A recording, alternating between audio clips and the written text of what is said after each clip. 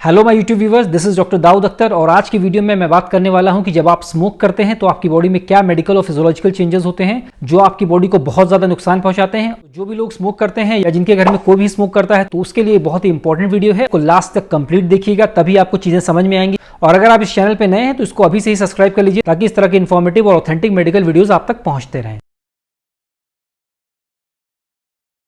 तो American lung association के according एक सिगरेट में 600 से भी ज्यादा इंग्रेडिएंट्स होते हैं और जब आप उस सिगरेट को जलाते हैं और उसको पीना शुरू करते हैं लगभग 7000 से भी ज्यादा केमिकल्स उसके अंदर से रिलीज होते हैं। और इन 7000 केमिकल्स में से लगभग 70 केमिकल तो ऐसे हैं जो डायरेक्टली आपको कैंसर करा सकते हैं और मेडिकल लिटरेचर इनके ऑथेंटिक स्टडीज से भरा पड़ा है। इसमें कोई शक की बात नहीं है, बिल्कुल क्लियर कट एविडेंस है कि ये 70 केमिकल्स जो है वो कार्सिनोजेनिक है, बिल्कुल आपको कैंसर करा सकते हैं। इनका डायरेक्ट एविडेंस और डायरेक्ट लिंक मेडिकल लिटरेचर में आपको मिल जाएगा। और इंपॉर्टेंट चीज ये है कि सिगरेट पीने से ऐसा नहीं है कि सिर्फ आपको लंग का कैंसर होगा, किसी भी बॉडी पार्ट का कैंसर हो सकता है, इवन प्रोस्टेट का कैंसर हो सकता है, ब्रेन का भी कैंसर हो सकता है, इवन स्टमक का भी कैंसर हो सकता है। और मोस्ट कॉमनली जो है वो ओरल कैंसर है, थ्रोट कैंसर है, इसोफेजियल कैंसर है। इन सारे कैंसर्स का जो कॉमन एसोसिएशन है वो सिगरेट स्मोकिंग से पाया गया है। तो ये 70 केमिकल्स डायरेक्टली कैंसर कराते हैं, इसमें किसी भी तरह का कोई डाउट नहीं है। और इसमें से बहुत से केमिकल्स तो ऐसे हैं जो हमारे डे टू डे लाइफ में भी यूज में मिल जाते हैं। हमारे घरों में कुछ ऐसी चीजें हैं, कुछ ऐसे प्रोडक्ट्स हम यूज करते हैं जिसमें ये केमिकल्स मिले रहते हैं, जैसे कि आर्सेनिक जो कि सिगरेट स्मोक में होता है तो वो रेड पॉइजन्स में भी बहुत ही कॉमनली मिल जाता है। बेंजीन जो है वो रबर में यूजुअली पाया जाता है। ज्यादातर नेल पॉलिश जो होती है उसमें एसीटोन मिल जाता है। इसके अलावा जो निकोटीन है वो इंसेक्टिसाइड्स में कीड़ों के मारने की दवाएं होती हैं उसमें निकोटीन अक्सर मिला रहता है। इसके अलावा सिगरेट में अमोनिया होता है जो कि हेयर डाइज में बहुत ही कॉमनली मिल जाता है। जो घर में क्लीनिंग एजेंट्स होते हैं जिससे आप चीजों को साफ करते हैं उसमें भी अमोनिया मिलता है। तो ये सारी चीजें जो खतरनाक चीजें हैं इसको हम सिगरेट स्मोक के थ्रू लेते हैं अपनी बॉडी में, वो हमारी बॉडी में जाके कैंसर के चांसेस को बढ़ा देते हैं। और कैंसर ही नहीं, तरह तरह की हार्ट की प्रॉब्लम्स हैं, ब्रेन स्ट्रोक है, ब्रेन हेमरेज है, स्ट्रोक है, कई तरह की बीमारियां इनसे पैदा होती हैं। जैसे ही हम सिगरेट जलाते हैं उसको पीना शुरू करते हैं फौरन ही हमारी बॉडी में कुछ मेडिकल और कुछ फिजियोलॉजिकल चेंजेस होना शुरू हो जाते हैं। और जैसा कि हम जानते हैं कि सिगरेट स्मोक में निकोटीन बहुत ही हाई अमाउंट में होता है, तो जैसे ही हम सिगरेट पीना शुरू करते हैं तो सबसे पहला चेंज ये है कि निकोटीन हमारी बॉडी में अब्सॉर्ब होने लगता है। जब हम सिगरेट पीते हैं, सिगरेट के स्मोक को अंदर लेते हैं तो फौरन ही हमारे लंग्स में निकोटीन का अब्सॉर्प्शन बढ़ जाता है। जो भी हार्मफुल केमिकल्स हैं जो सिगरेट स्मोक में होते हैं वो हमारी बॉडी में लंग्स के थ्रू अब्सॉर्ब होना शुरू हो जाते हैं। हम लंग्स के थ्रू हमारे ब्लड सर्कुलेशन में पहुंच जाते हैं, हमारे ब्लड स्ट्रीम में पहुंच जाते हैं और वहां से ये पूरी बॉडी में हमारे जाके फैलने लगते हैं, अलग अलग ऑर्गन्स में जाके ये फैलने लगते हैं। और एक बार सर्कुलेशन में पहुंचने के बाद विद इन सेकंडों के अंदर ये केमिकल्स, ये कार्सिनोजेंस हमारे ब्रेन में पहुंच जाते हैं और ब्रेन में जाके ये हमारे ब्रेन में एक न्यूरोट्रांसमीटर होता है जिसको हम डोपामीन कहते हैं, उसके सिक्रीशन को ये बढ़ा देते हैं। जब डोपामीन का सिक्रीशन हमारे ब्रेन में बहुत ज्यादा बढ़ जाएगा तो डोपामीन के सिक्रीशन से क्या होता है कि हमें मजा मिलने लगता है, हमें अच्छा लगने लगता है, हमें प्लेजर मिलता है, हमें चीजें अच्छी लगती हैं। और यही वो न्यूरोट्रांसमीटर है जिसकी वजह से हमें सिगरेट से एडिक्शन भी शुरू हो जाता है। बिकॉज एक बार जब हम सिगरेट पीते हैं